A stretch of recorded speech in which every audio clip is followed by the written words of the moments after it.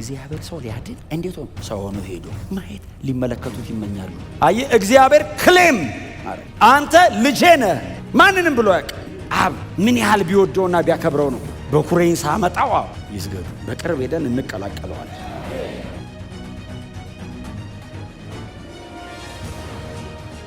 ዕብራውያን ምዕራፍ 5 ከቁጥር 5 ጀምሮ በጌታ በኢየሱስ ክርስቶስ ስም አነበዋለሁ። የምንወደው የጌታ ቃል እንደዚህ ይላል። እንዲሁም ክርስቶስ ሊቀ ካህናት የመሆንን ክብር ለራሱ አልወሰደም። ነገር ግን እግዚአብሔር አንተ ልጄ ነህ፣ እኔ ዛሬ አባት ሆንኩህ አለው። እንዲሁም በሌላ ስፍራ እንደ መልከ ጼዴቅ ሹመት አንተ ለዘላለም ካህን ነህ ይላል። ኢየሱስ በዚህ ምድር በኖረበት ዘመን ከሞት ሊያድነው ወደሚችለው ጸሎትንና ልመናን ከታላቅ ጩኸትና ከእንባ ጋር አቀረበ። ፍጹም ትሑት ሆኖ በመታዘዙም ጸሎቱ ተሰማለት። የእግዚአብሔር ልጅ ቢሆንም እንኳ ከተቀበለው መከራ መታዘዝን ተማረ። በዚህም ፍጹም ሆኖ ከተገኘ በኋላ እርሱን ለሚታዘዙ ሁሉ የዘላለም ድነት ምክንያት ሆነላቸው። እንደ መልከ ጼዴቅ ሹመትም ሊቀ ካህናት ተብሎ በእግዚአብሔር ተሾመ። የዚህ የዕብራውያን መልእክት ዋና ሐሳብ ከዚህ ከምዕራፍ 5 አካባቢ ጀምሮ እስከ ምዕራፍ 10 ድረስ ያለው በጌታ በኢየሱስ ክርስቶስ ክህነት ላይ መሰረት አድርጎ የተሰራው ሐሳብ የዚህ ደብዳቤ ጸሐፊ በዋናነት በዛ ዘመን ለነበሩ ለዕብራውያኑ ወይንም ለተደራሲያኑ ሊያስተላልፍላቸው እየፈለገ ያለው ዋና ሐሳብ ይሄ ነው እና የደብዳቤውም ሰፊ ሽፋን እዚህ ላይ ነው ያለው። ከምዕራፍ 5 አካባቢ ጀምሮ እስከ ምዕራፍ 10 አጋማሽ አካባቢ ድረስ ይህንን ይዞት ነው የሚሄደው። ከዛ ምዕራፍ 11 ላይ በጣም ዝነኛ የሆነው ምዕራፍ አለ። የብሉይ ኪዳን አባቶችን ወይንም ጀግኖች ብሎ የሚያነሳቸውን ሂሮስ በብሉይ ኪዳን የነበሩ የእምነት አባቶችን ከጌታ ከኢየሱስ ክርስቶስ ጋር ያነጻጽራል። ከዛ ምዕራፍ 2 ላይ ኢየሱስን ምሳሌ አድርጎ ያቀርበዋል። ምዕራፍ 13 ላይ የጻፈውን ደብዳቤ ሰመራይዝ አድርጎ ነው የሚጨርሰው። የዚህ ደብዳቤ ጻፊ የጠቅላላው የመጽሐፍ ወይንም የዚህ ደብዳቤ ቲም የመጨረሻው ምዕራፍ ላይ ነው አይደል ያለው። ምዕራፍ 13 ቁጥር 8 ላይ ኢየሱስ ክርስቶስ ትላንትናም ዛሬም እስከ ለዘላለም ያው ነው የማይለወጥ አምላክ አንቼንጅብል ጋድ የሚል ሐሳብ አለውና ሊቀ ክህነቱ የደብዳቤው ዋና ሐሳብ ነው። እሱን ባለፉት ጊዜያቶች ከምዕራፍ 4 ቁጥር 14 አካባቢ ጀምረን እየተካፈልነው መተናል። ባለፈው ሳምንት የብሉይ ኪዳን ካህናትን ነው አይደል ያነሳናቸው። የብሉይ ኪዳን ካህናትን አንስተናል። መስዋዕትንና መባን ለማቅረብ በእግዚአብሔር ይመረጣሉ ወይንም በእግዚአብሔር ይሾማል። ማንም ይሄንን ክብር ለራሱ ሊወስድ አይገባም ብቻ ሳይሆን አይችልም። ማንም ብድግ ብሎ እኔ ካህን ነኝ ማለት አይችልም። ምክንያቱም ክህነት አደባባይ ላይ ቆሞ የሚነገር ንግግር ብቻ ሳይሆን ወደ ቅድስተ ቅዱሳን ተገብቶ በእግዚአብሔር ፊት የሚቆም ጉዳይ ስለሆነ ሰው በእግዚአብሔር ፊት ሲቀርብ እግዚአብሔር ካልመረጠው የትኛውንም ፕሮቶኮል ቢያሟላ መጀመሪያ እግዚአብሔር ካልመረጠው ይሞታል። ስለዚህ ማንም ሰው ሊወስደው አይችልም አለ እግዚአብሔር። አይችልም፣ እንዳትሞክሩት እኔ ነኝ መራጭ ብሎ። ስለዚህ አሮንን እግዚአብሔር እኔ መርጬዋለሁ፣ ስለዚህ አሮንን አፖይንት አድርጌዋለሁ። አሮንን ብቻ ሳይሆን በአሮን መስመር ላይ ያለውን አይደል ሌዊ 3 ልጆች አሉት። ከሶስቱ የቀዓት ዘር ወይንም ቀዓታውያን የሚባሉት ይህንን የክህነት አገልግሎቱን ተሸክመው እንዲያገለግሉ እግዚአብሔር ፈቅዷል። ስለዚህ ያንን ላይኔጅ ተከትሎ እግዚአብሔር ይመርጣል። ያም ሰው ግን የተመረጠ መሆኑ ደግሞ የእግዚአብሔርን መንገድና ሕጉን ጠብቆ ካላረገ ደግሞ እግዚአብሔር ያንንም አገልግሎት ዲስኳሊፋይ ያደርገዋል። አልቀበለውም ይላል። አለመቀበሉን የሚያሳየው አገልግሎቱን አልተቀበልኩትም ብሎ ሳይሆን ሰውየው ሞቶ ነው። ስለዚህ የአሮን ልጆች ሞቱ። ትዝ ይላችሁ ከሆነ ሌላ እሳት አምጥተው መሰዊያ ላይ ያቀረቡ። ስለዚህ እግዚአብሔር ቀሰፋቸው፣ ሞቱ። ከዛ ውጪ ደግሞ አንዳንዶች ደግሞ መሆን አምሯቸው ነበር። እሱንም ባለፈው ሳምንት ተናግሬ ያለው አንዱ እነማናቸው እነዛ የቆሬ ልጆች የዳታና ሮቤን የሚባሉት እነሱ መሬት ተሰንጥቀው አጠቻቸው። እንደገና ደግሞ ሳኦልን እግዚአብሔር መንግስቱን ቀደደ። ኦዚያንን እንደገና እግዚአብሔር ደግሞ በለምጽ መታው። ከዛ ሰውየው ሞት። አይቻልም እና እግዚአብሔር ብቻ መርጦ ነው ይሄንን የሚያደርገው። በጣም የሚገርማችሁ የዚህ ደብዳቤ ጸሐፊ በጣም ርቆ ይሄዳል አይደል። ይሄንን ሲጽፍ በጣም ርቆ ሄደና ይሄንን ክብር ማንም ሊወስድ አይገባውም ይልና ጌታ ኢየሱስ ክርስቶስ እንኳ አይደል አሁን ኖርማል ኦርዲነሪ የሆነ እግዚአብሔርን አገለግለዋለሁ ብሎ ሌዋዊ ነኝ ያለ ግለሰብ ብቻ ሳይሆን ከሰማይ እኛን ለማዳን የወረደው ኢየሱስ ክርስቶስ እንኳ ይህንን አገልግሎት ወይንም ይህንን ክብር ለራሱ አልወሰደም። እግዚአብሔር ኢየሱስ ክርስቶስን መርጦታል ይለናል።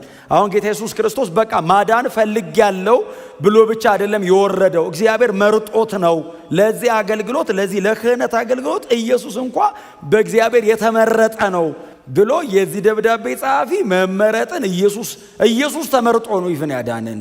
ኢየሱስ ከተመረጠ አሮንማ በጣም መመረጥ አለበት እና ጌታ የተባረከ ይሁን። እኛ ከኢየሱስ ኋላ ሆነን ነው ነገሮቹ በጣም የቀለሉን እንጂ ከዛ በፊት ያለውን እንኳን ልናረገው ለማጥናትም ይጨንቃል። እና ቁጥር 5 ላይ ምንድነው የሚለው? ቁጥር 5 ምንድነው የሚለው? እንግዲህ አይደለም የሚለው እንዲሁም የሚለው ከላይ ከተጀመረው ሐሳብ ጋር አገናኝ ቃል ነው አይደል? እንዲሁም እንግዲህ እነዚህ ቃላቶች በጣም አገናኝ ብሪጅ ነው። የብሉይ ኪዳን የነበረውን አገልግሎት አንስቷል። የዕብራውያኑ ተደራሲያን ዕብራውያን ስለሆነ የብሉይ ኪዳን መጽሐፍ ባለቤቶች ናቸው።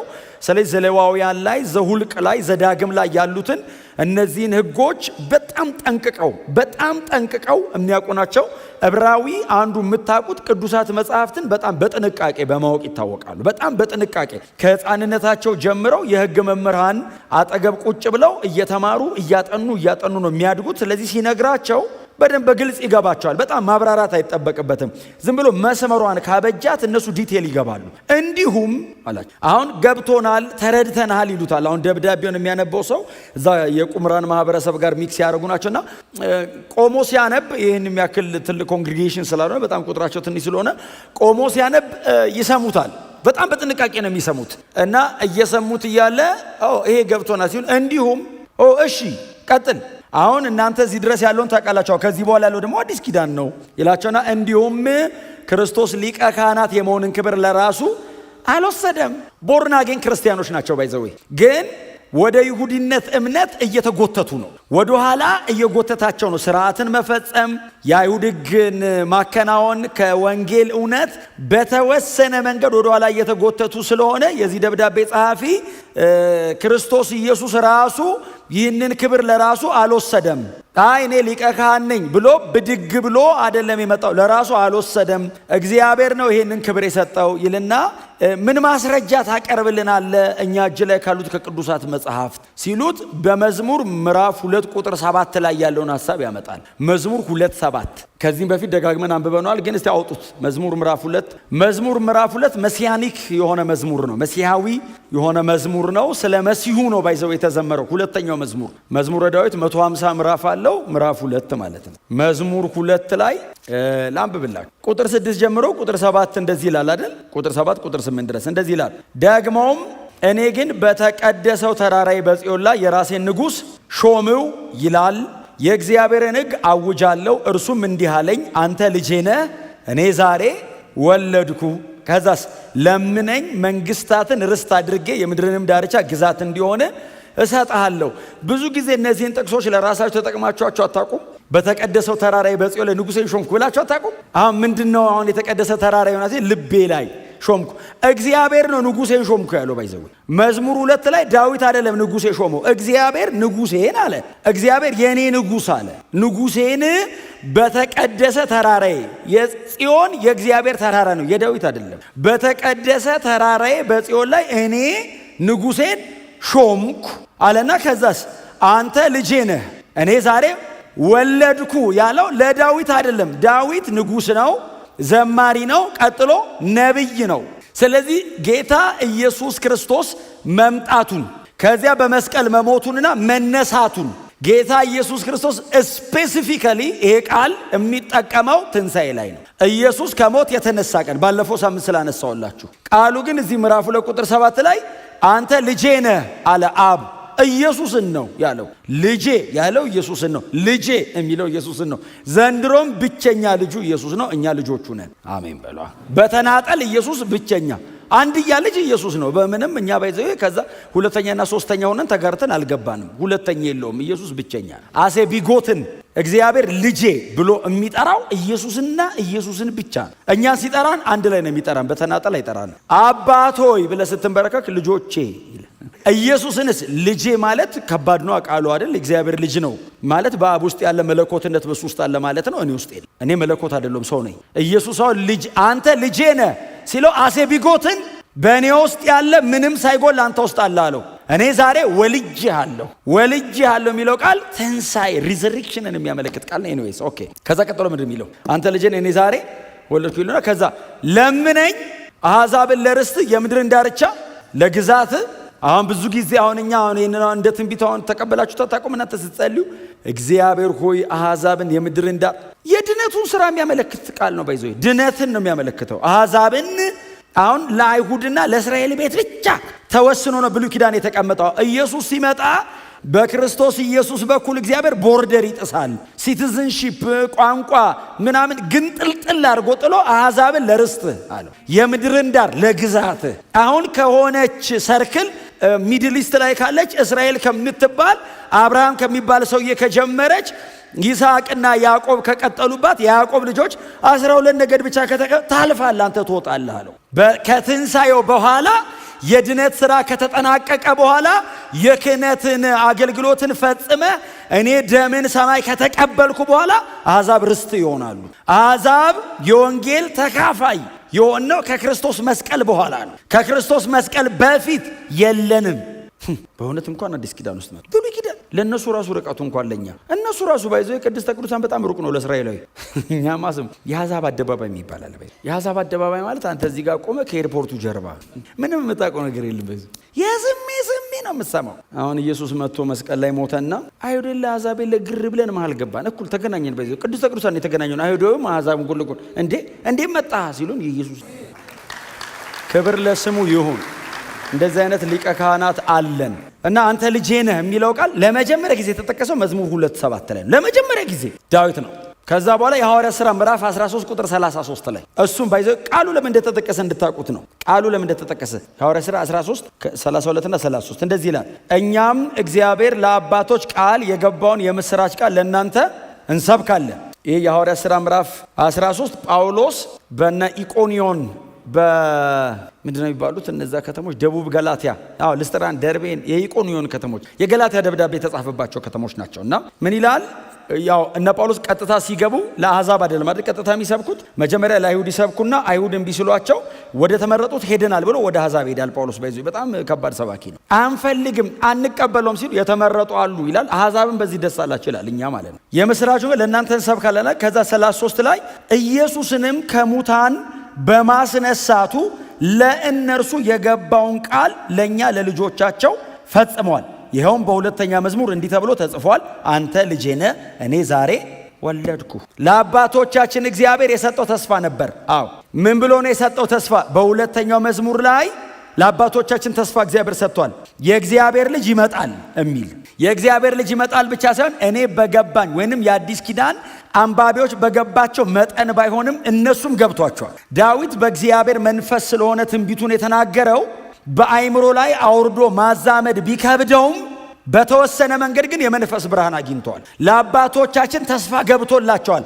ኢየሱስ እንደሚመጣ፣ እንደሚሞት፣ እንደሚነሳ ተስፋ ገብቶላቸዋል። የምታስታውሱ ከሆነ መዝሙረ ዳዊት ላይ ቅዱስ መበስበስን ያይ ዘንድ በመቃብር አትተወው የሚለው ቃል ትዝ ይላችሁ። መዝሙረ ዳዊት እኮ ነው። አሁን ከሞት መነሳት የሚባል ነገር በማይታወቅበት ዘመን ዳዊት ቁጭ ብሎ በገናውን ይዞ እየዘመረ ቅዱስ መበስበስን ያይ ዘንድ በመቃብር አትተወውም ማለት። ጴጥሮስ ምን ብሎ ነው የሰበከው? የሐዋርያት ሥራ ምዕራፍ 2 ላይ ይህን ቃል ጠቅሶ ወንድሞች ሆይ አለ። መዝሙረ ዳዊትን ሲጠቅስ እናውቀዋለን። እሱን ጠቅስ ሲሉት ወንድሞች ሆይ ንጉሥ ዳዊት እንደሞተ እንደተቀበረ መቃብሩን በመካከላችን አለ። ምስክር ናችሁ እናንተማ። በዛ ዘመን የዳዊት መቃብር የት ጋር ነበር ይታወቃል። ይኸው እኛ መሀል ያለው መቃብሩ። ታዲያ ዳዊት እኮ ስለ ራሱ አይደለም የተናገረው ብሎ ስለ ጌታ ስለ ኢየሱስ ክርስቶስ ስጋው እንደማይበሰብስና እግዚአብሔር በሶስተኛው ቀን ከአራተኛው ቀን በኋላ መፈራረስ ይጀምራል በሶስተኛው ቀን እንደሚያስነሳው ሰውየው ነብይ ስለነበር ተንብዮ ነው። ዳዊት ራሱ በእግዚአብሔር መንፈስ ሆኖ ነው የተነበየው። በአይምሮስ እንዴት ተደርጎ ሊታሰብ ይችላል? አታሰብም። ከሞት ተነስቶ የሚያቅ የለም።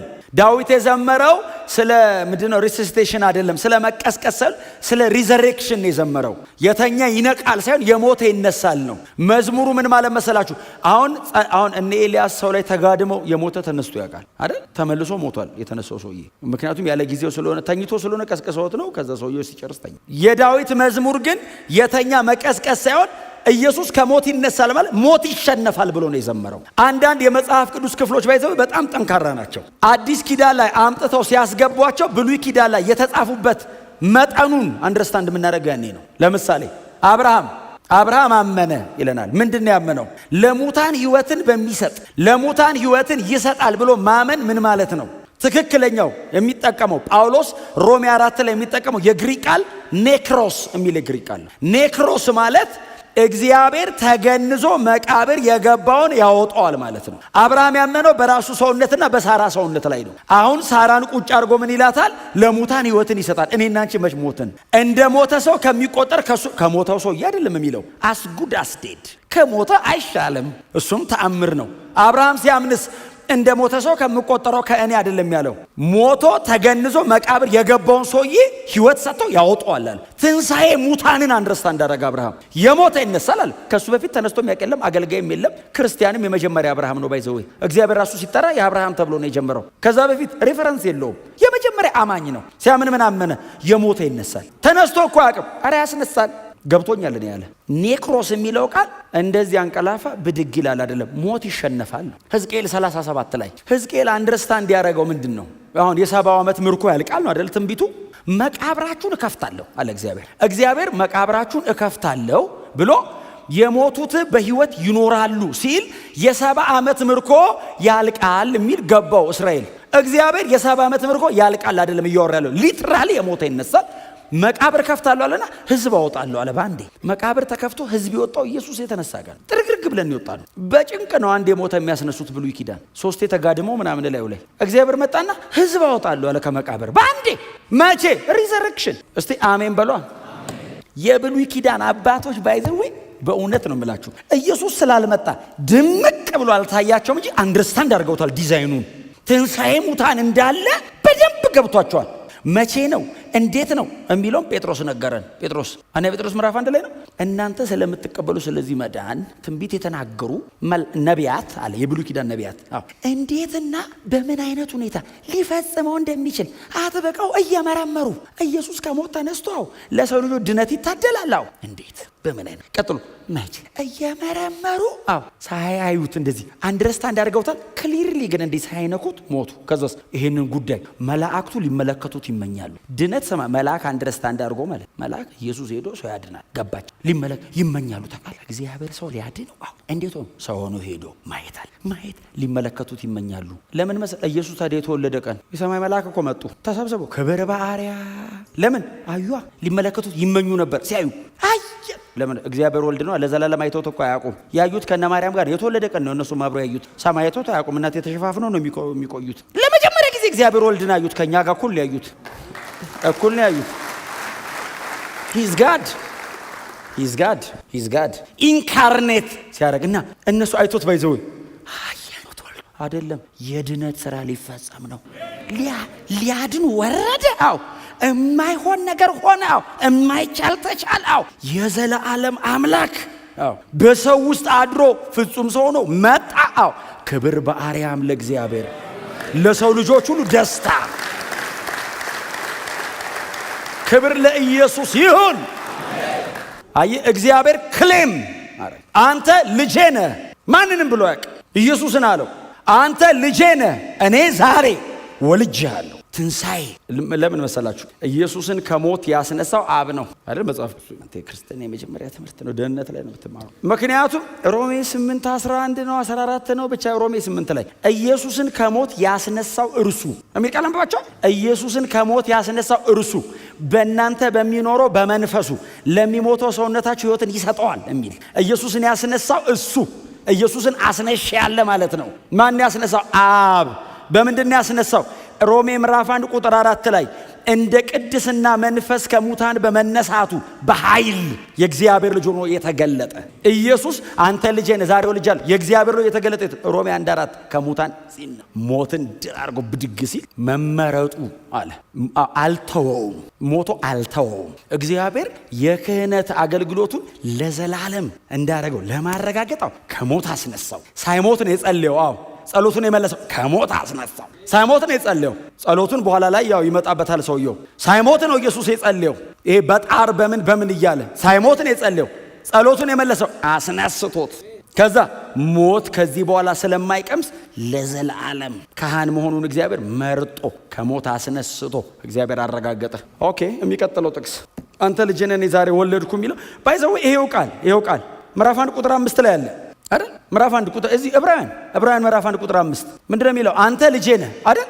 እዚሁ ዕብራውያን ምዕራፍ 1 ቁጥር 5 ላይ ዕብራውያን ምዕራፍ 1 ቁጥር 5 ላይ እግዚአብሔር አንተ ልጄ ነህ እኔ ዛሬ ወልጄሃለሁ። ባይዘው አሁን ዕብራውያን ምዕራፍ 1 ቁጥር 5 ላይ አንተ ልጅ ተናግሬዋለሁ፣ ተምረናል። አንተ ልጄ ነህ እኔ ዛሬ ወልጄሃለሁ ያለው በዕብራውያን ምዕራፍ 1 ቁጥር 5 መሰረት ከሆነ አሁን ከመላእክቱ ማንን እንዲህ ብሎ ያውቃል ነው አይደል? እና ሂ ዘ ሴንተር ኦፍ ወርሺፕ ነው። አሁን የአምልኳቸው ማዕከል ኢየሱስ ነው የመላእክቱ ጠቅሶታል እኮ ይሄንኑ ቃል ጠቅሶ ከመላእክቱ ማንን እንዲህ ብሎ ያውቃል? አንተ ልጄ ነህ እኔ ዛሬ ወልጄሃለሁ አለ። መላእክት በጣም ክቡር የሆኑ የእግዚአብሔር ፍጥረታት ናቸው፣ ፍጡራን ናቸው። የሆነ ጊዜ ነው የተፈጠሩት። መቼ እንደተፈጠሩ ያው እኛ አናውቅም፣ ከዛ ፍጥረት በፊት ስለሆነ ኦፍ ኮርስ አይመለከተንም። ግን መላእክት በጣም ክቡር ናቸው። በእግዚአብሔር ፕሬዘንስ ውስጥ ነው የሚኖሩ እና ከመላእክት በጣም የተከበሩ ናቸው። አሁን ብዙ ጊዜ እናነሳ የለ እንዴ ታላቅ መልአክ ከሰማይ ወረደ ይልና ባህሩንም ሲረግጠው ባህር ደረቀ። አሁን እንደዚህ አይነት መልአክ አስበዋል። አትላንቲክ ሲረግጠው ድንጋይ ከውስጡ ሲል ኦሽኑ ከው ሲል ያኔ እኛ ማንኖርም እዛ ነን። እዚህ ለሚቆዩት መሬት ላይ ሰው አለ እኛማ እንጥቀትማ ከዛ በፊት ነው እኛ እንሄዳለን። ኧረ እንደዚህ አይነት ነገር ቆመና እናይም።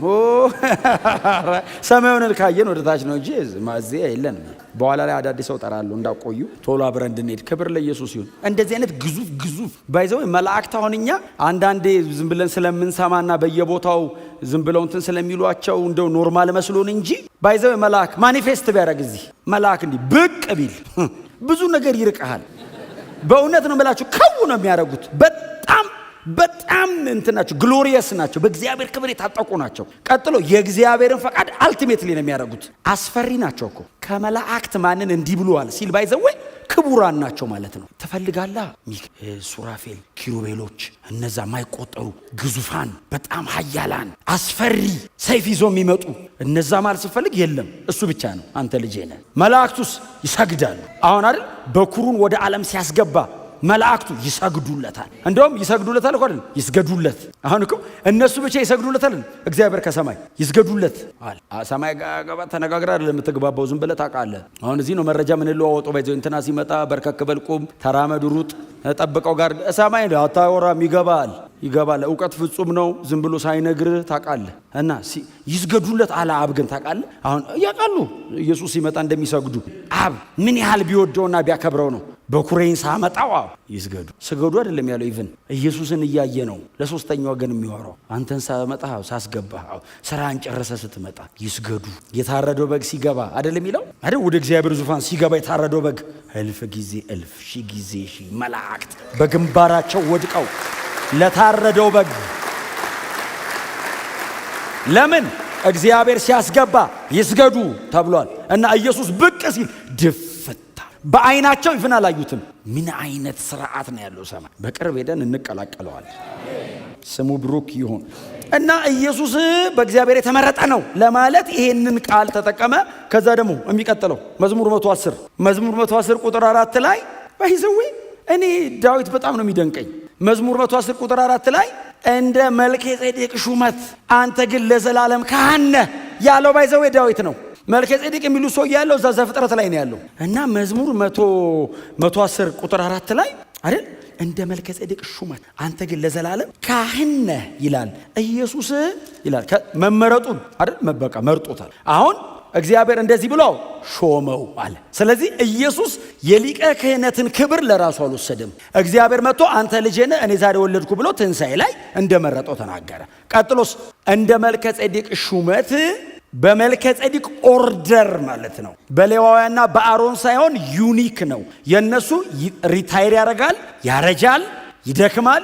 ሰውየው ሲደክም ልጁ ይተካል። ይሄኛውስ ለዘላለም ካን ሪታይር አታረግም። የአሮን ላይኔጁ የሚደክም የሚያረጅ የሚተካካ ነው። ይሄኛውስ አይተካካም። አንድና ብቸኛ ዘላለማዊ ሊቀ ካህናት ታላቅ የእግዚአብሔር ልጅ የሆነ ኢየሱስ ክርስቶስ ሊቀ ካህናት። ስለዚህ ይሄንን ኢየሱስ ክርስቶስ ለራሱ እንዳልወሰደ ማረጋገጫ የመጽሐፍ ቅዱስ ጥቅስ ሲጠይቁት መዝሙር 2:7 መዝሙር 110:4 ኢየሱስ በእግዚአብሔር የተመረጠ ሊቀ ካህን ክብር ለስሙ ይሁን።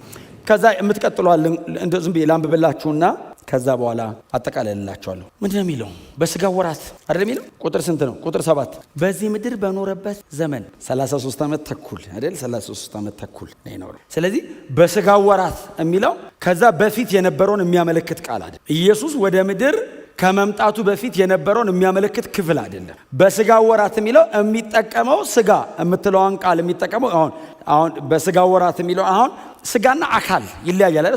ሳርክና ሶማ ቦዲ ማለት ነው። ሳርክ ስጋ ማለት ግን ብዙ ጊዜ ሳርክ የሚለውን ቃል የሚጠቀመው የግሪኩ ቃል ብዙ ጊዜ ሳርክ የሚለውን ቃል የሚጠቀመው ለኃጢአተኛው ስጋ ነው የሚጠቀመው። ይሄ ግን እዚህ ቦታ ላይ የክፍሉ አገባብ ላይ ስታነቡ ጌታ ኢየሱስ ክርስቶስ በስጋ ወራት የሚለው ስጋን ከሁሉ ድካሙ ጋር ነው የተካፈለው። ከኃጢአት በቀር የትኛውም በእኛ ላይ ያለውን ኢየሱስ አግኝቶታል። ኢየሱስን ክሮስ ለምሳሌ ሲቃይ፣ መድከም፣ መራብ፣ መጮህ፣ መጸለይ፣ ማማት ኢቭን ዴይዝ ኤክስፔሪየንስ አድርጓል። በስጋ ወራት ሲል ፍጹም ሰው ነው ከኃጢአት በቀር። ይህንን ደጋግመን ነው የምንናገረው። ደግሜ እላለው ኢየሱስ ክርስቶስ በስጋ ወራት ኃጢአት አላረገም፣ ኃጢአት አያውቅም። ኃጢአት የማያውቀውን እርሱን ስለኛ ኃጢአተኛ አረገው አይደለም የሚለው። ኃጢአተኛ አይደለም ስለኛ ኃጢአት አረገው። ኃጢአተኛ አይደለም። ሲን ኃጢአት አያውቅም፣ ሰርቶ አያውቅም፣ አድርጎ አያውቅም። የኃጢአት ዲዛይርም ቶትም የለውም። ከውስጥ ወደ ውጭ ንጹህ ነው። አሜን። እሺ ሌላው ጎናቸው ያለው ጌታ ኢየሱስ ክርስቶስ ፍጹም ሰው ሆኗል ብሉት። የኢየሱስ ሰው መሆን ለምንድን ነው በጣም አንገብግበን የምናወራው? ተክቶኝ ሞቶ እንደኔ ፍጹም ሰው ሆኖ ሰው ካልሆነ ሊያድነኝ አይችልም። ሌላ ነገር ነው የሚድነው ማለት ነው። አሁን ኢየሱስ መልአክ ሆኖ ቢመጣ አንድንም የወደቁት መላእክት ነበሩ የሚድኑት። ኦፍ ኮርስ ሰው ሆኖ ሲመጣስ እኔ ለዘላለም አገኘው ድነቴ። ዳንክ መዳን ይገባ ነበር አይገባኝም። ታዲያ እንዴት ዳንክ? እግዚአብሔር ዝም ብሎ በቃ ፈለገ ላድናቸዋ አለ። አድነን ሳንለው ክፋታችን እየጨመረ እያየለ የኛ ግንብ ሰርተን እኮ እንድረስበት ሁሉ እኮ ብለናል። ሰው እኮ ሰርቶ መባረሩ ሳያንሰው እስቲ ኑ አሉና ተሰብስበው አንድ ነበር አሉ ቋንቋው ተመሳሳይ ነበር አሉ ቋንቋው ዓለም ላይ በሙሉና እንገንባ እስቲ አሉ። ባይዘዌ አሁን እግዚአብሔር ግንብ ሰርቶ ሶስተኛ ሰማይ ይወጣሉ አይደለም እኮ ኦርደር ነው ባይዘዌ የጣሱት ስፒሪቹዋል ሪልሙ ላይ ሪቢሊየስ ነው ሰው። ስለዚህ አሁን እግዚአብሔር ገንብተው ይመጣሉ አይደለም ባይዘዌ አመፀኛ ስለሆነ ከዚህ በኋላ እንዳይስማሙ ብሎ የምድርን ቋንቋ በዚህ ተሰብስበን አይደለም ቋንቋ የፈጠር ነው። እታጆና አካፋሲል ብሎኬት አቀበለኝ ሲል ይወረውር። አይቲ ላንጉጁ ብቻ አይደለም አይ እንትኑም ነው ተመታ። ዋነስ የለም በሰው መሃል ተለያየ፣ ክፉ ሆነ። አብረን እንስራ እያለ እያደገ የነበረ ሰውዬ ምን ሆነ? ለምንድን ነው እሱ እኔ ካለኝ ለስራ ተለያየ። ልቡ ራሱ መታው። ታውቃለህ ኦርደር ነው ኦርደር። አሁን እግዚአብሔር በግንብ ይመጣሉ አይደለም ታፈርነ የሰራፍ ቢሎ ብትን ነው የሚለው ሰው። ግን አሁን እግዚአብሔር እንደሱ አይነት አምላክ አይደለም። ስለዚህ ኦርደር የሰው ክፋት በጣም ክፋታችን ጣራ ነክቶ እግዚአብሔር ላድን ፈልጊያለሁ አለ። ሙልጭ አድርጎ ከመሬት ላይ ሰው ላጠፋው። በቃ እንዴ ሰውን በመፍጠር የተጸጸትኩ አለ እኮ እግዚአብሔር። ጸጸተኝ ለምን ፈጠርኩት? እግዚአብሔር ጸጸተው አለ።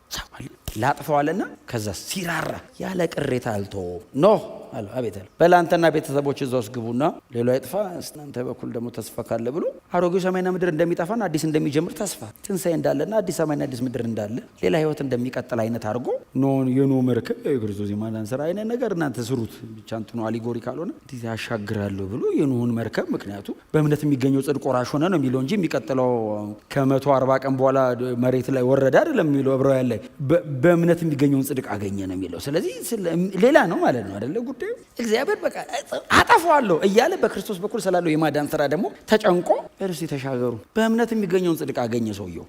አሁን ተሻገሩ ወይን ጠጣ ሰከረ ረቃኑን ነበር አንዱ ልጁ ረቃኑን ገለጠ ረገመውና እሱ ውስጥ የለም ባይዘው መጽሐፉ በቃ እግዚአብሔር አሻገር። ከዛ የሰው ድካም ቀጠለ። እግዚአብሔር አሻገረ ሳልቬሽን ምናምን ድነት ምናምን አውርቶ ከዛ ሰው ደካማ ነው ሰው ያቆማ ኃጢአት። ከዛስ ሙልጭ አድርጎ አጥፍቶ ኖና ቤተሰቡን አየና ቀስተ ደመና ነገር አደረገና ከዚህ በኋላ በጣም እኮ እንደኛ አስቸጋሪ የለም። እንደ እግዚአብሔር ፍቅር፣ እንደ እግዚአብሔር ወዳጅ፣ እንደ እግዚአብሔር ተሸካሚ ሰው ቢሆን ሰማይ መሪ። አሁን በእግዚአብሔር ቦታውን የሆነ ሰው ቢሆን ቤተሰቡ አይቀርም ሲያጠፋ። ለምን መሰለ? የሁሉንም ክፋት ነው የምታየው፣ የሁሉንም ልብ ነው የምታየው። አሁን እኮ እኛ እኮ በውጤት እኮ ነው አብረን መኖር ያቃተን። ባይዘው ልብ እኮ አንተዋወቅም። ልብ ብንተዋወቅ መሬት ማንም እግዚአብሔር ልብ እያወቀ የሚያደርገውን ብቻ የሚያደርግበትን ልብ ሁሉ እያወቀ ሁሉንም ሰብስቦ ነው ይቅር የሚል ሞቲቭን እያወቀ እሺ ትጮ ምን አይነት ለምን ልታድነን ፈለክ? እንዲሁ ምንድነው የሚለው? በምን ወደ ለምን አይደለም በምን ስራቸውን ያውቃሉ። በምን ወደድከን ሲሉት እንዲሁ ብቆጥርማ ትሞታለህ። እንዲህ ዝም ብዬ ክፉን መርጬ አመፀኛ ወዳችኋለሁ ሲል በምን ሲል እንዲሁ እግዚአብሔር ከሰማይ ወዳ ሰው ራሱ ወዳለሁ ሲል እኮ ደንገጥ ያደርጋል። ይሄ ሰውዬ ሌላ ጀርባዬን አያውቅም ማለት ነው። እግዚአብሔር ሁሉ ነገርን እያየ ወዳችኋል ሲል ሰውስ እውነታቸው ነው። ባይዘው እነሱ ጠይቀውልን ነው እኛ ማን ጠይቀው? ወዳችኋለሁ። ነብዩ ነው መልእክት ያመጣው። ወዳችኋለሁ ይላል የሰራዊት ጌታ እግዚአብሔር ሲል እግዚአብሔር ጸባዖት ነው የሚለው። እንደውም ከሰማይ ነው ያወራው። እግዚአብሔር ጸባዖት ወዳችኋለሁ ይላል ሲል ህዝቡ ጮክ ብሎ በምን ከዛ ነብዩ በምን ሲል እንዲሁ በላቸው እንዲሁ ከዛስ ወደ ቤት እንደ እግዚአብሔር ያለ ማንም የለም። እንኳን የሱ ሆንን እንኳን የኛ ሆነ በእውነት እንኳን በጌታ ሆንኩ። ፍጹም ሲሆን እኔን ለማዳን ነው። ያስደርገዋል? አያስደርግም። የኛ አመጽነኛ ክፋት እንዲያደርግ አያደርግም። ታዲያ እንዴት ሆነ? እንዲሁ ነው። አሁን መረዳት ከባድ ነው። እንዲሁ እንዴት እኛ ለመዋደድ የሆነ ነገር ለማድረግ የሆነ ነገር ፈልገን አገናኝተን ነው የምንወደው። እግዚአብሔርስ እንዲሁ ይቻላል? ቻለ፣ አደረገ። ከዛ ጌታ ኢየሱስ ክርስቶስ ከዚህ በኋላ በምድር ላይ በስጋው ወራት ያሳለፈውን ሲቃይ፣ ምጡን፣ ጭንቁን በዚህ በማቴዎስ ምዕራፍ 26 ላይ ያለውን ሁሉ ያመጣል። ሉቃስ 22 ላይ እናነሳዋለን። እሱ ለብቻው ከኢሳይያስ 53 ጋር አነሳዋል። በቃ በምጥ በጣር በሲቃይ በቃ ጸሎቱ ተሰማለት የሚለው እኮ ያቺ ሌሊት ናት። ባይዘው ያቺ ሌሊት ያሳለፈባትን ነው የሚጽፈው። ወደ ማን የጮኸው? ከሞት ሊያድነው ወደሚችል ኢየሱስ እኮ ነው ጸለየው። የዘላለም አምላክ እኮ ነው እና ተንበርክኮ ማን ነው የሚማጸነው? ከሞት ሊያድነው የሚችለው። አሁን ወደ እግዚአብሔር ጸለየ እኮ አይደለም የሚለው፣ ከሞት ሊያድነው ወደሚችል ወደ እርሱ። እግዚአብሔር ማን ተብሎ ተጠራ? ከሞት አዳኝ። ኢየሱስስ አዳኝ አለው። ከሞት ሊያድነኝ የሚችለው እሱ ብቻ ነው። እዛ ክሮስ ላይ ያለ አጎኒው አለ አይደል? በቃ አጎኒው አለ። ለምን? የሱ ፈቃድ ነው። አሁን ሊያረጋው የመጣው የሱን ፈቃድ ነው። ቅድም ኢሳይያስ 53 ሲነበብ ሰምታችኋል አይደል? ኢየሱስን በደዌ ያደቀው ዘንድ እግዚአብሔር ፈቀደ የሚል ቃል አለ እና አድነኝ እንዴ እባክህ። ጸሎቱ ተሰማለት ባይዘው እዛ ተንበርክኮ ያማጠቀን የሚያበረታው መልአክ መጥቶ አይደለም፣ ከሞት አስነስቶ ነው ጸሎቱን የሰማው። ጸሎቱ የተመለሰው ትንሣኤ ላይ ነው። እሱን አብረን እናየዋለን። ክብር ለኢየሱስ።